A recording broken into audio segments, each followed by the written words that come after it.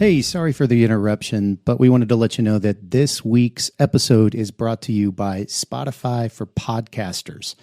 Really cool app. Josiah and I use it for every single show that we bring to you every week. You can edit podcasts right from your phone or computer, so you can start creating as soon as you log into the platform. You can easily distribute your podcasts to Spotify and everywhere else the podcasts are heard, just like we do every single week. You can also create video podcasts on Spotify, which is really cool. And of course, you can earn money like I'm doing right now by including ads and even podcast subscriptions. And best of all, it's totally free. There's no catch. We really love it. We use it every single week. So we encourage you to go download the Spotify for Podcasters app or go to www.spotify.com/podcasters to get started. All right, let's get back to the show. Welcome back to the Print on Demand cast. On this week's episode, we're going to talk about pricing your POD products. Let's get into it.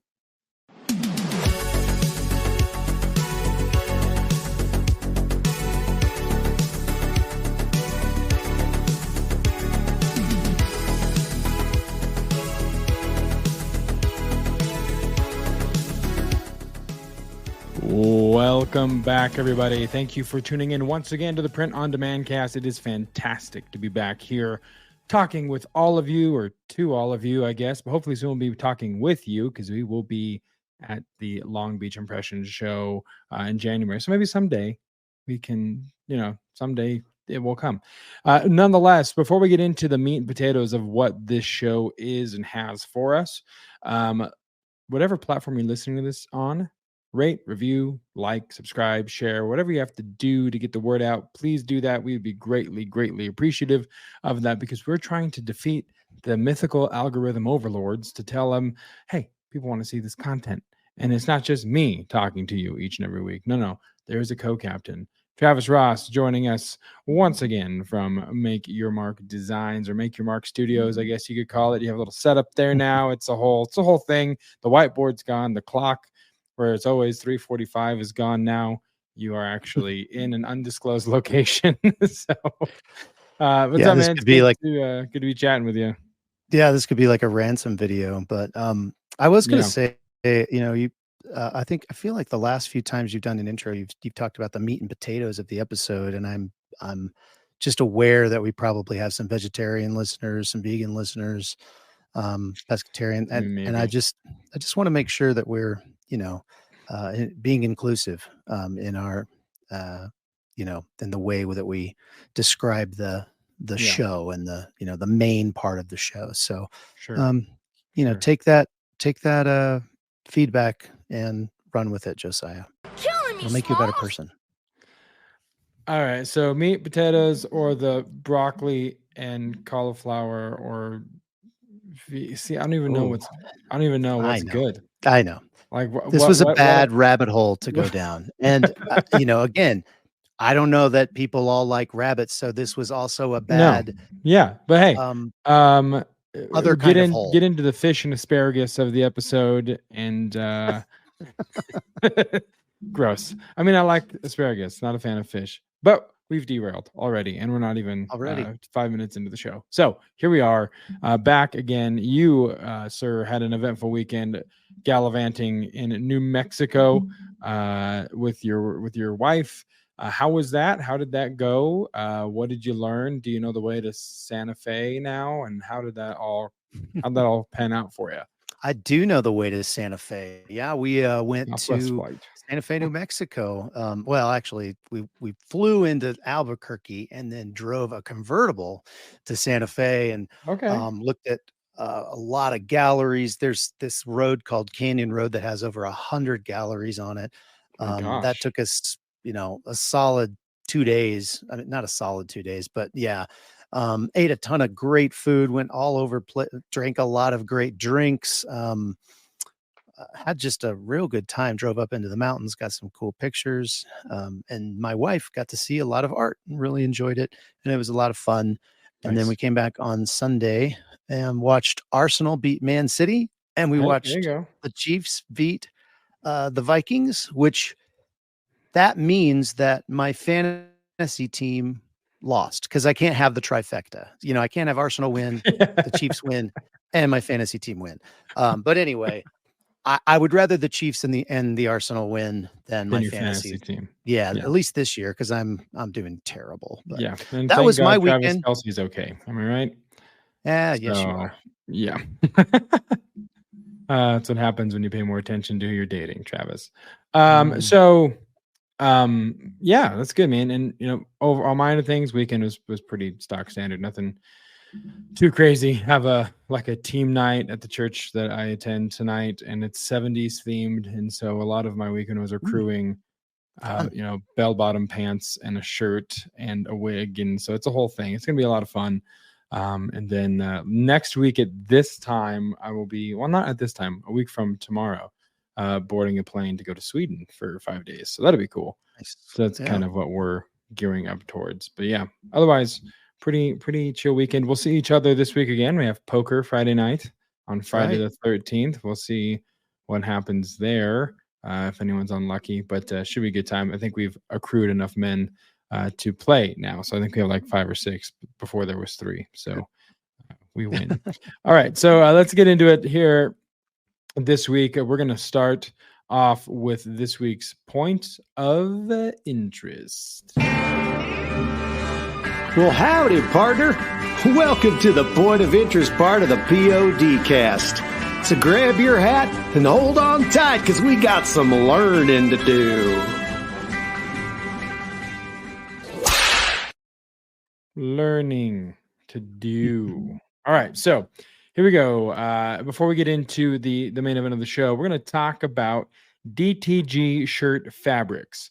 It's good to know, even if you're not doing production in-house and physically printing on these things, it's still good to know what exactly you're ordering. Just the more product knowledge you have, the more you can educate your customer, the more they'll think you're the expert, the more they'll recommend you and leave nice reviews and say good things about you, like you all should do for us. Whatever platform you're listening to this on, it's a cheap plug. It's good if you're a cheap bastard. So we're gonna go into, we'll kind of do like DTG, what's good, DTF, what's good, down direct to film, by the way, not the other one. But not all cotton is created equally. So there's ring spun versus open end cotton. And Travis, what is the difference between those? First of all, you should know that in DTG, direct to garment, natural fibers are going to be your best friend. And because the inks don't actually adhere that well to polyester, and they're getting better. They're a lot better than when we used to do it. But when we first started doing it, but it's still just not, you want to have, 100% natural fiber. So a lot of it's cotton. And when they talk about ring spun versus open-ended, the ring spun, it's just exactly what it sounds. It's spun in rings. Whereas open-ended has like fibers that they don't connect. And so there's more what they call fibrillation, which is the cotton actually kind of sticks up. It's real annoying. Yeah. It's really annoying when you're trying to print something. Yeah, when you try and print it and there's little fibers sticking up through the ink, it's not fun. Anyway, go ahead. It doesn't look good. Doesn't look great. No. Yeah. Typically your combed ring spun cotton is going to be the softest of the cotton shirts. So that's like a Bella Canvas 3001 or a Next Level 3600. Even the soft style, the Gildan soft style is a ring spun cotton versus like a Gildan 5000 or a Gildan 2000. Those are going to be they're going to be open-ended and you can usually tell, when you might buy a shirt off online and you get it and you're like, ooh, this feels like cardboard. Well, that's open-ended cotton. Sure. And it's just not, it doesn't print as well and it doesn't feel as good in my opinion. But whereas the ring spun, you get a Bella Canvas 3001 and it feels soft. It's nice. Those are the 100% cotton shirts. Now you start talking about tri-blends and you start talking about even like 60/40s and things like that. Yeah. Those can get really soft because you're increasing the amount of polyester in the garment, which creates that softness. Your DTG inks might not stick to it as well, which is potentially where DTF could come in, direct to film, because direct to film can go on polyester, cotton, it can go on leather, I mean, there's just Yeah. so many things you can do with DTF. But the feel of the print in DTF doesn't feel as good as the feel of the print in Correct. DTG, in my opinion. So Yeah. yeah, so that's a lot about cotton. Yeah. But there's more. But wait, there's more. But wait, there's more. There's Egyptian cotton or Pima cotton. And so Egyptian cotton is pretty self-explanatory. It's grown by the Nile River. So it's super high end. Mm. Just so everyone knows, the Nile is not just a river in Egypt. But most of our shirts that we get are Pima. They're grown in Peru and in the US. It's a little shorter strand, but it is still comparable. To Egyptian cotton, and it's more cost effective as well. One thing that I've found that you're going to have to educate your clients on, regardless if you're doing production or not, or if you're just drop shipping, or if Printful is doing your production, they're always going to want the nice stuff for the cheap price. And so if you know why the nice stuff is not cheap, you can explain it a little bit better. I know, in my experience, everyone wants a tri blend. It's like everyone knows what a tri blend is. Everyone wants the tri blend. And so when you are explaining why tri blends more, it's just good to be educated on that. So talking about shirt weight, um, anywhere from 3 ounces to 6 ounces is pretty standard. Most of our or many typical DTG shirts range from about 4.5 to maybe 5 and 5 1/4 or so in ounces. But who is buying the shirt is super, super important. Because if you think about it, someone that's doing contracting is going to want a heavier shirt. Um, because they're going to be out in the sun, they're going to be out in ducks, they're going to be. We used to print shirts for a guy that does heating and cooling, and he wanted a heavier shirt because he was going to get up in the rafters. He was going to get up kind of in the nitty gritty, if you will. Let's get down to the nitty gritty. And so he wanted something that was more high or more weighty, that would last. Tri blends or softer, thinner shirts weren't going to work well for him because he was going to be putting that shirt through the ringer. And so it was going to be really, really difficult for him to not have something that was larger. And full transparency, I don't know where Travis went. Travis has disappeared. He left the call. I mean, he might be having Wi-Fi issues. I've been having Wi-Fi issues all day. Who knows what is happening? But we're gonna figure it out here shortly, I'm sure. So let's keep going then. From shirt weight, you have thread weave. So you'll see 18 single, 30 single, and 40 single yarns. The more cotton threads per yarn, the tighter the weave.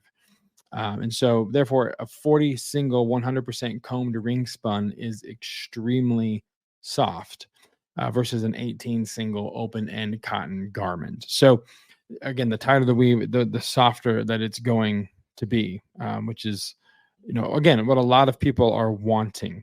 They're wanting that softer feel. And so again, this is just for your information.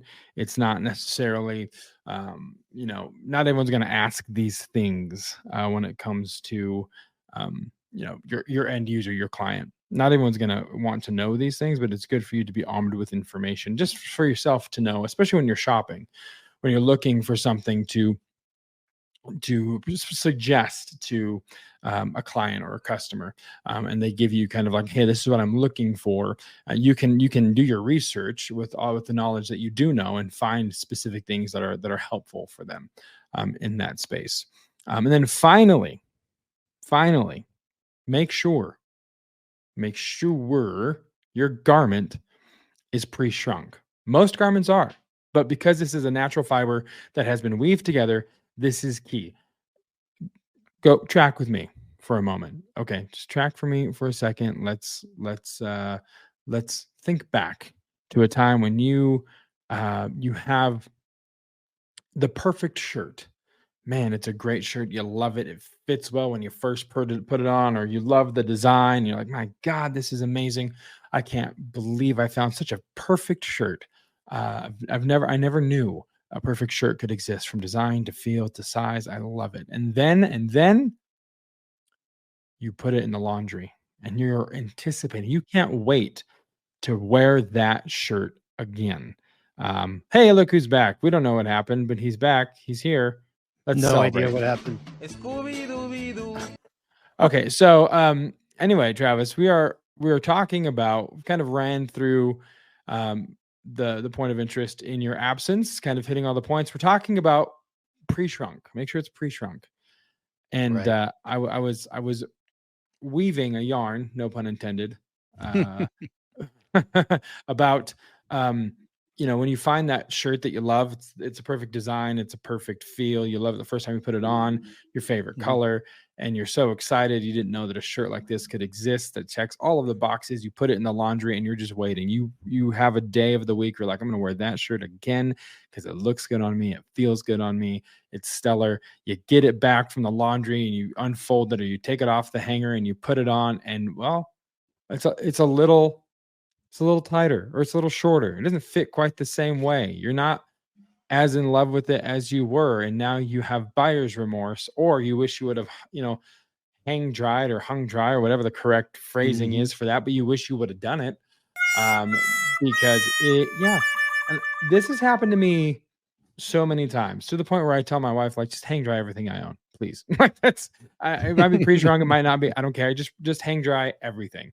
Because especially when it comes to hoodies, my least favorite thing in the world is throwing on a hoodie. It happened. I got one in Germany that I loved. Saw it at the airport, and I was like, man, I really like this design. It's cool. I'm gonna buy it. I'm in Germany. I'm not gonna see this thing again. I'm just gonna snag it. So I did. Wash it, put it on again, and it just did not fit the same. And part of it is that I could have misinterpreted the sizing in Germany, because it's all very strange. I clearly didn't read the tag because it's in another language. But the point is, you want to make sure that your garment is pre-shrunk, because you don't want that experience to be what your customer goes through. Right. And you need to know, you need to verify and let them know that it is pre-shrunk. And then, maybe when you're posting the listing, or you're listing it for sale, have instructions on how to wash, what settings, what temperature, when you're drying it, or do you recommend hang drying the garment? Like, what does that look like in that process, to make sure that your customer's happy and that you are confident in what you are selling? Yeah, one of the things that I do with my shirts, and probably should put this, I don't know, on a packing slip or something, but I will tell people, turn the shirt inside out when you wash it, just to preserve the the image as well.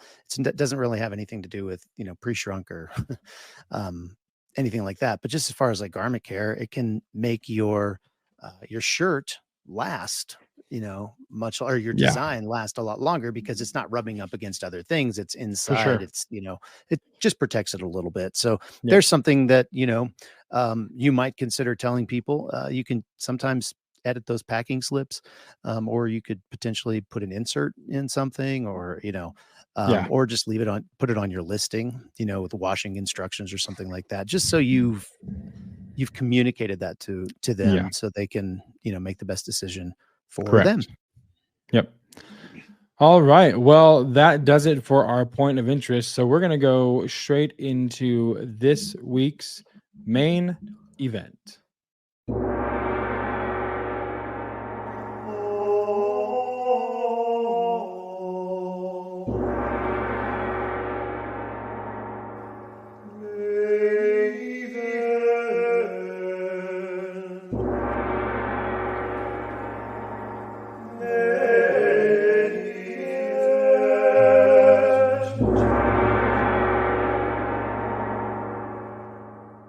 All right. Well, as we said at the top of the show, we're going to talk about pricing your POD products, making sure that you are charging the correct amount, the right amount that's going to get you what you need. And this kind of ties into last week. We did our Q4 checkup. So if you need to go see if you're in good standing for Q4, or what your status is for Q4, do your weekly checkup and see what your I health got is a like. fever.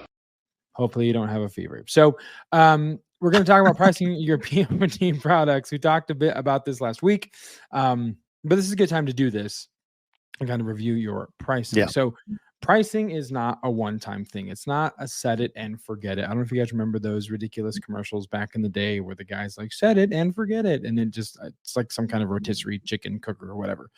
I referenced it a couple weeks ago. No one knew what I was talking about. I felt ancient. I Anyway, still do not know what you're talking about, and I'm older than you. Seriously, so my God. Okay, no I idea, have bro. to. I'll send you a link. Okay. I watched a lot. Never mind. So a lot of infomercials apparently. So yeah, pricing is not a one-time thing. You should adjust as you move forward. So because there's vendor price increases, there's competition and shipping costs. There's a lot of things that can contribute to this. Yeah. Mm-hmm.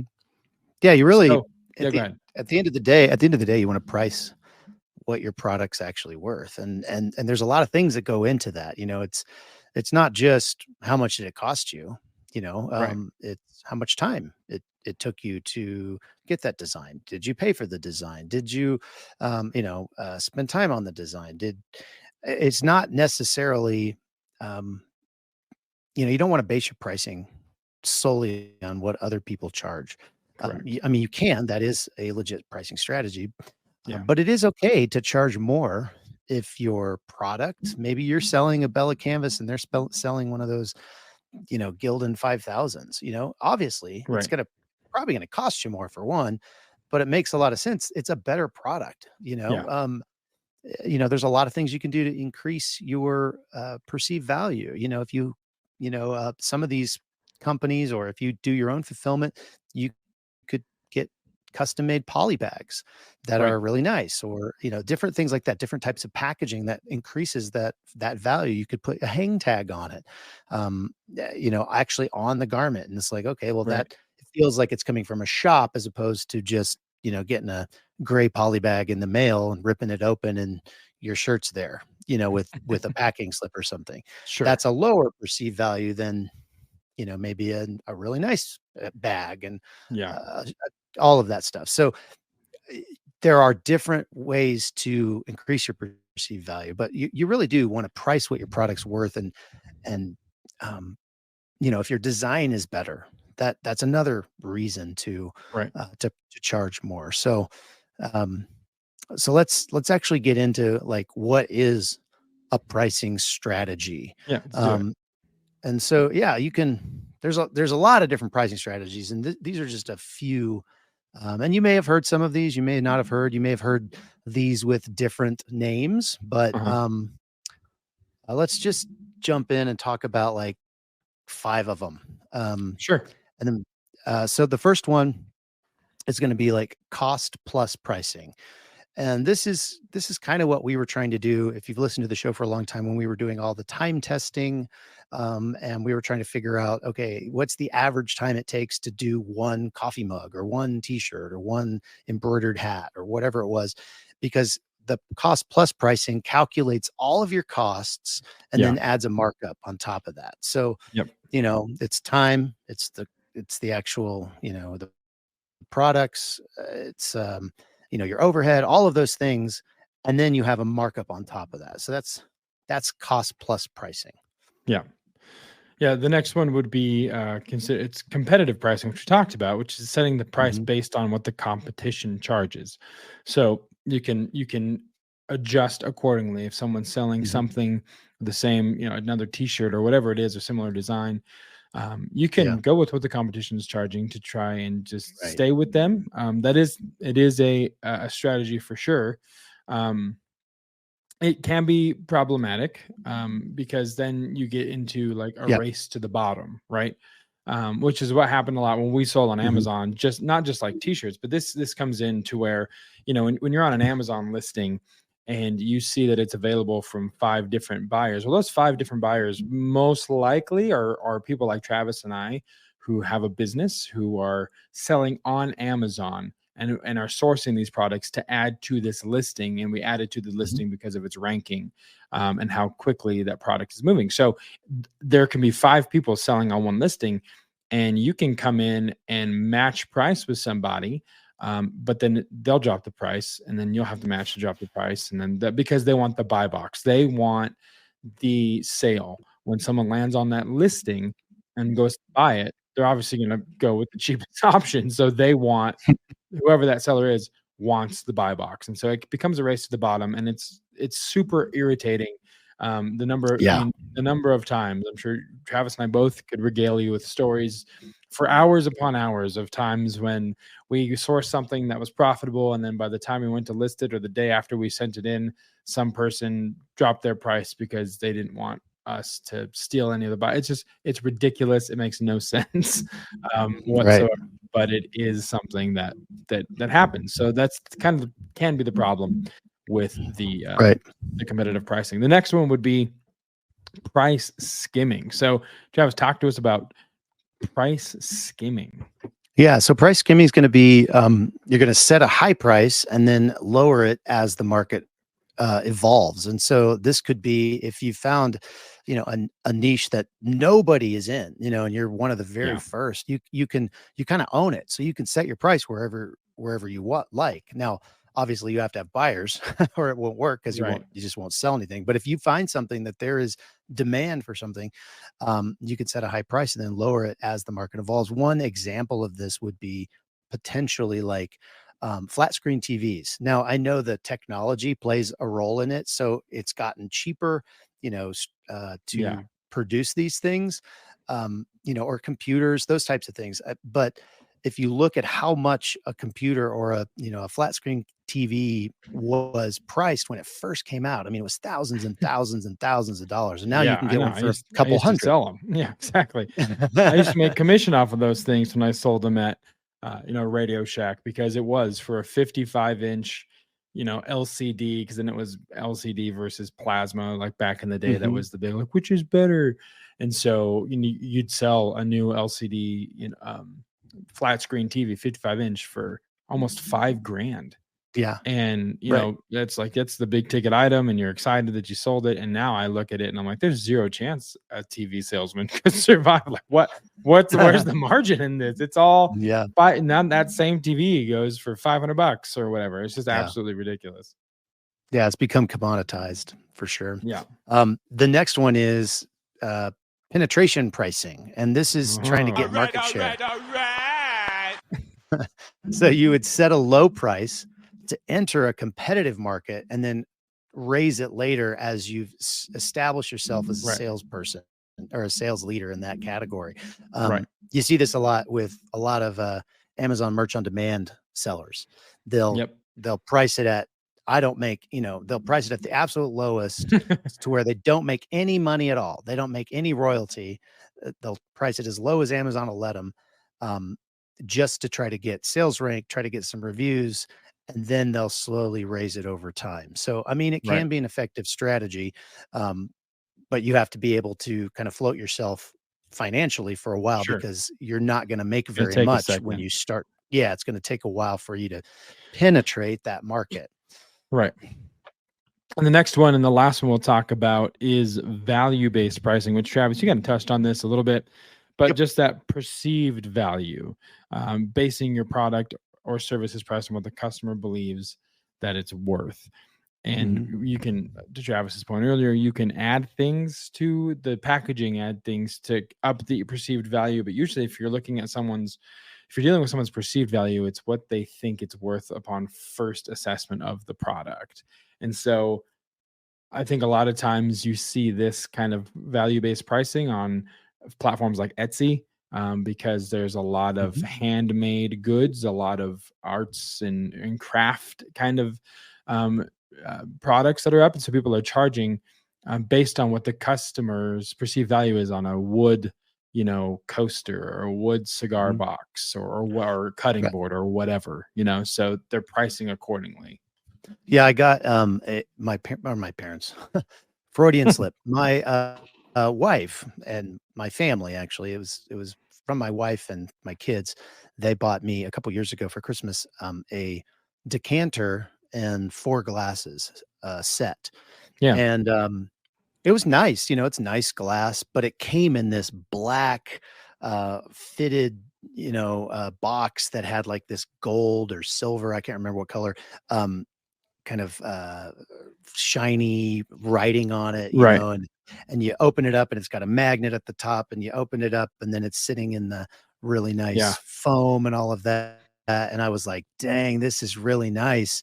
And I remember finding out how much my wife bought it for, just because I was curious. And, Yeah. I can ask that, I guess. And then last year we were looking at doing some of that on Etsy and creating like a decanter, potentially even like laser engraved, Right. options. Cause this one they got me was just not even it was just literally, had no personalization on it. Yeah. And I was shocked at how less expensive it was when I could go get it wholesale. And I was amazed at the markup that they had gotten. And a lot of it was Yeah. because they had spent so much time making that, really nice box, and the perceived value of that decanter and those glasses was really high because Yeah. they focused on that packaging. So that's an example of value-based pricing. It's not necessarily, doesn't have necessarily anything to do with how much it costs you to sell it. Right. It's what the customer sees it as. How valuable do they see it? What is their perception of that value? And that's Right. what you base Right. it on. Yep. Yeah, I'm trying to, as we're talking, I'm trying to find. I literally saw an episode of Shark Tank last night, of this guy who is selling, basically spoon rings, and he's makes custom ones, and the process in which the packaging that he does, he makes them all himself, and he drops these new designs once a month. But he has the sharks open a box, and so they open the box, and in the box is a bottle of water, and they take out the bottle of water, and it says pour right here. So they pour the water, and then the dry ice fog comes up, and then they break open the thing, and more fog from the rings. And it was the most elaborate packaging I'd ever seen to display 4 custom spoon rings. But talk about adding perceived value to your product. I mean, it was ridiculous. So if I find a clip of that, maybe I'll post it in the Facebook group if I can find something, and kind of post it and call back to this episode. So, but yeah, it was crazy. So, all right. So let's talk about, there's loss leaders as well, that you can do. And we talked a little bit about that. Yeah, a little bit. But let's talk about how you come up with the pricing, and different things you need to take into consideration when developing the pricing. So you have variable costs, fixed costs, profit margin. So variable costs are the name, is costs that change. So wow. Yeah. So you've got your COGS, or your cost of goods sold, and how much the mug is, how much the shirt is, how much the sweatshirt is. And just because it's a different product each time, by nature, it's going to be a variable. So you've got that. You've got packaging. Again, are you gonna go for the dry ice effect when the guy pours the water in the thing, or are you just going for a U-line poly bag, and they open it up and it is what it is? You got to figure that out, and you got to factor that into pricing. Labor, how much time does it take? And you got to figure this out, even if it's just you doing it. Because a lot of times I think when you think about if it's just you, or you and a friend, and you're doing this, you don't often think of time, because you're thinking, well, this is my job. I'll be doing this anyway. You're more cognizant of time when you have a staff or people under you that are doing the production for you, because you're then issuing paychecks every 2 weeks or whatever that looks like. So be sure to you're factor very cognizant of it. Yes. When you have payroll. When you have a payroll. Yes, exactly. So, but factor in labor, and even if it's your VA's time, if it's your time, even if you're just doing drop shipping with another provider, the time that it's taking you to get the design, factor all of that in. One of the things I want to say about that is, because some people will push back, like you said, and say, well, I'm doing it. I'm getting all Right. the profit, and so I'm not going to factor in my time because I'm making money on this, and this is my thing, and it's just me, and I would be, working anyway, so I'm not going to use that.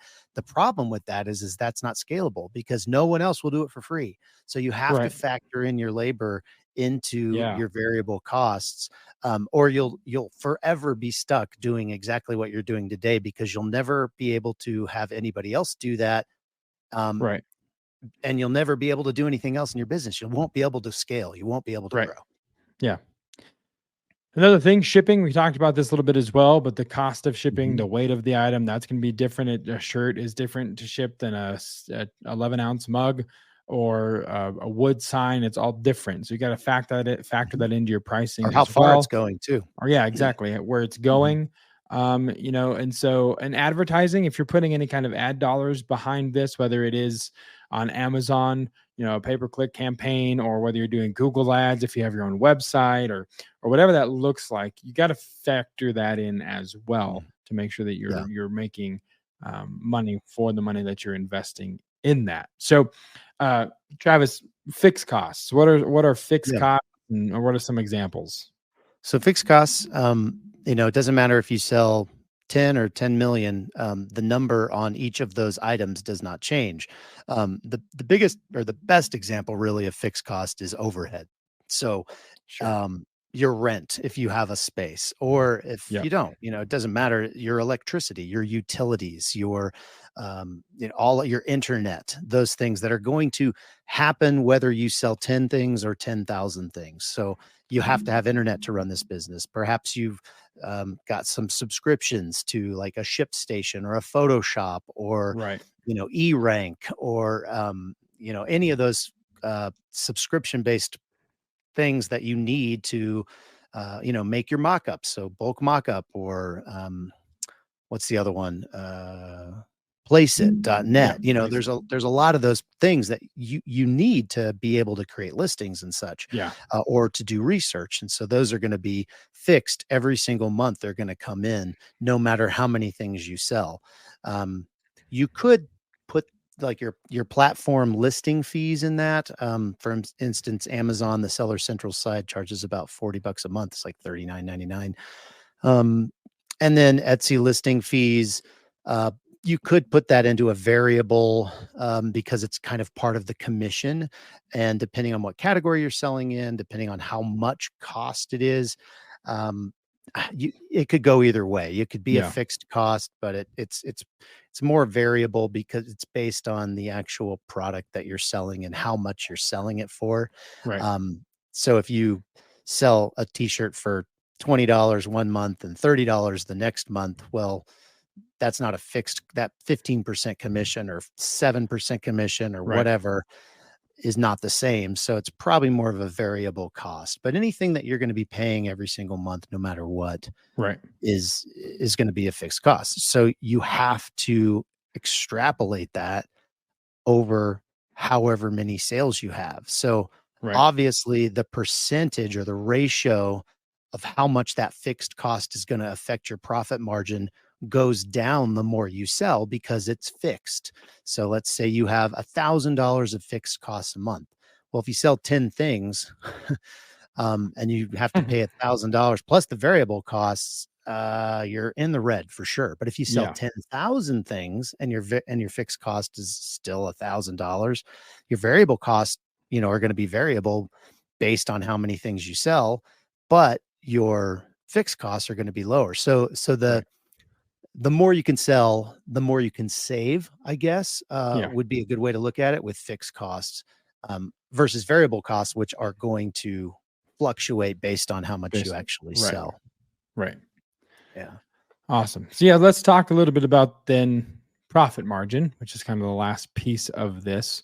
And a lot of Mhm. people, Travis, are probably thinking, they probably heard the term keystone pricing. What does that mean? Keystone. What? So for those that would Yeah. be wondering, keystone definition, how would you define that in terms of profit margin?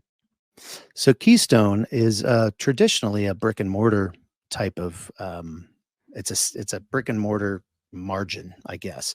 And what Keystone is basically if I sell it to you for 15, you can retail it for 30. if it's basically just double. So whatever I buy it from, I'm going to, if it's a Keystone markup, it's just double that. A lot of times that doesn't work online. One of the reasons is because perceived value is higher in a store. You're going into a physical location and they have the ability to, make the store look nice. And so there's a higher perceived value. So you might buy that same t-shirt for $30, in a store, but maybe you're not willing to pay $30 when it's online. And you're only going to pay 20. So typically it's hard to get Keystone when you are, drop shipping with print on demand. Your margins are going to be more in the 20-30%, maybe sometimes 40%, depending on the product. After you factor in your variable and your fixed cost, you're probably looking at 20, 30, 40%. But this is where your market research is important. What are other people selling things for in this particular niche, this particular type of product? And then you can go to your Guten or your Printify or wherever and say, well, how much would it cost me to make this or get it? And then what are my costs and my variable costs? Can I get in that 20, 30, 40%, area based on what I'm seeing other people selling these things for? And again, you think we're in two minds. We talked earlier about don't base your pricing on what other people are selling it for, but you need to be able to justify what you're charging one way or the other. So, it doesn't have to necessarily match it, but it does need to probably be in the same vicinity, unless you're going for a higher perceived value, or your designs are just out of this world, or you're putting it on a higher quality product, et cetera, like we've been talking about. And another thing about Keystone is that it's a terrible beer. Yeah, it's good if you're a cheap bastard. So don't drink it. You can do some price testing. We've talked about often, pricing is not a one-time thing. So you can test prices. You can see where things sit. It's not a forever commitment. If you want to set something at, a shirt at $25 and see if it sells, then see if it sells. You can you might be able to get away, especially if you're doing stuff for influencers, if you're helping do merch or you're partnering with them to do drop ship their merch, even if you're not doing the production of it. The perceived value of that piece of clothing or that merch item is automatically higher in the customer's mind because they're buying something that is supporting the person that they're already a fan of. And so in those instances, I would tell people, you start at $24.99, just see what happens. Because people will probably buy it because they want to support you and they're a fan. So it already has a higher perceived value simply because of the brand or the person that is selling that item. And then see what happens from there. See how it goes. And if you have to drop it, you have to drop it. Then that's fine. To the penetration kind of price model is start low and then raise it as you go. That's another way to kind of test pricing. Last week about how in Q4 you can raise those prices, and both Travis and I have done this. We did that when Jason and I were selling during Q4. It was very much okay, well, let's up the price by this percentage because it's the holidays and people will pay more during the holidays. They're not as price cognizant necessarily, especially if it's last minute gifts. So, but Travis, you've shared this story before, but you've got an example when it comes to like price testing with one of the items that you actually private labeled. So we used to do a private label of, we had a kind of a line of cupcake stands, and we had all these different styles and different sizes of cupcake stands. And I remember, having kind of an idea of what I was going to price it at, when I got these things. And we had one large one that was like a 24 count cupcake stand. And when we went to send that into Amazon FBA, I realized that it was oversized, and I had no idea. I didn't realize it. I was convinced that this was the end of my business. It was one of those, when we asked on the magic questions, what was a thing that happened that was horrible? Well, this was one of them.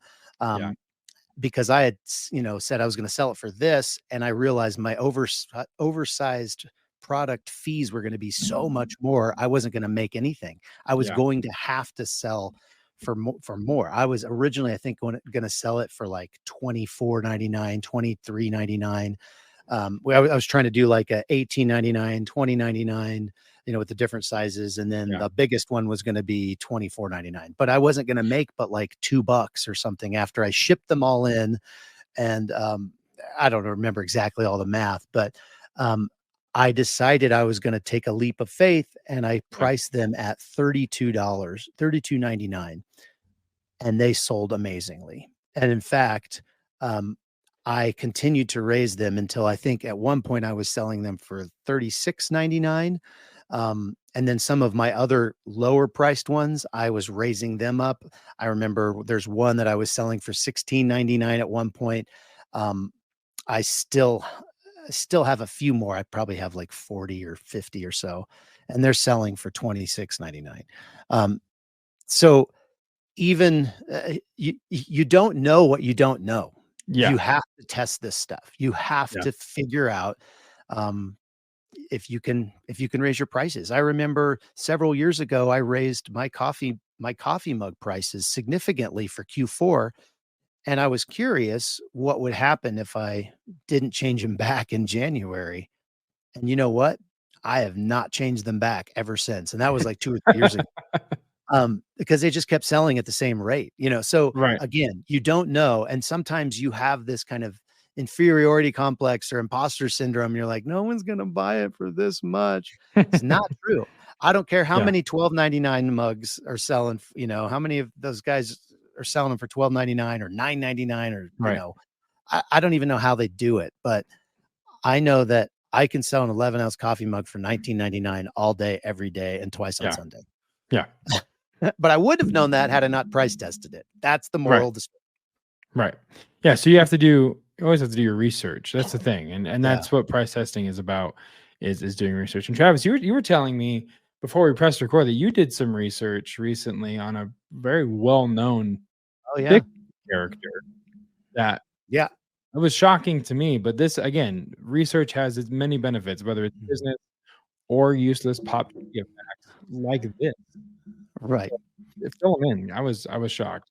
Well, I am a huge Star Wars fan, and you can ask anybody in my family. I love all that sci-fi stuff, but especially Star Wars. And I found out, and I don't know if this counts as research. I kind of just found out on a website, but most people don't realize that Master Yoda actually, there was some, I don't know exactly if it's in the, the official canon or whatever, but he had like an Asian last name, which is really weird because he's like an alien, right? He's Master Yoda. But his actual last name, I guess in the books or something like that, is Lehihu. That's his last name. So he's Master Yoda Lehihu.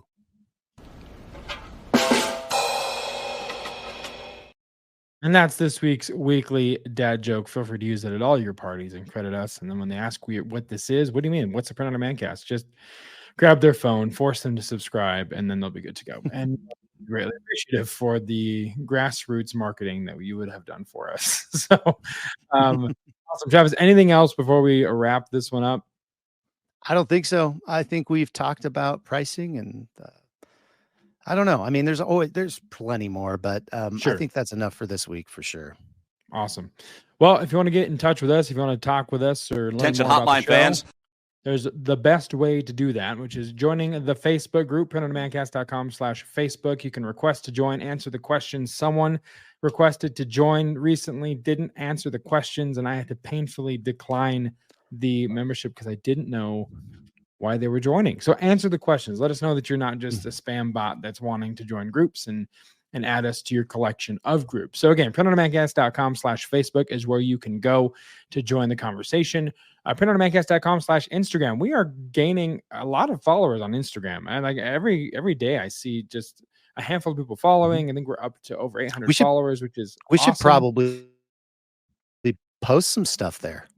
Yeah, we should do some like lives or something there on Instagram with the people and post more content because they are joining by the droves, which we're greatly appreciative of. Yeah. For sure. And then we can also find us printondemancast.com/YouTube is where you can go to find these episodes in video form, as well as Spotify. If you're watching on Spotify, thank you very, very much. And we had a request, and we're working on this because I figured out, Travis, you can actually add chapter markers in Spotify too. And I found this out because I was listening to a podcast while I was door dashing last Saturday, and pulled up the podcast, and there was chapter marks, and I was blown away. Didn't know it was a thing. It can be done. So we're working on that as well. And then if you want to support the show other than just a subscription, I shouldn't say just a subscription. If you want to support the show in another way other than subscribing and sharing the show, printondemancast.com/shops, where you can go to pick up one of our shirts. They're punny, they're entertaining, and they can be mistaken for really popular logos. So, which is always just the best part. If you don't like social media, you can email us, info@printondemancast.com. And you can go to printondemancast.com to subscribe to the newsletter.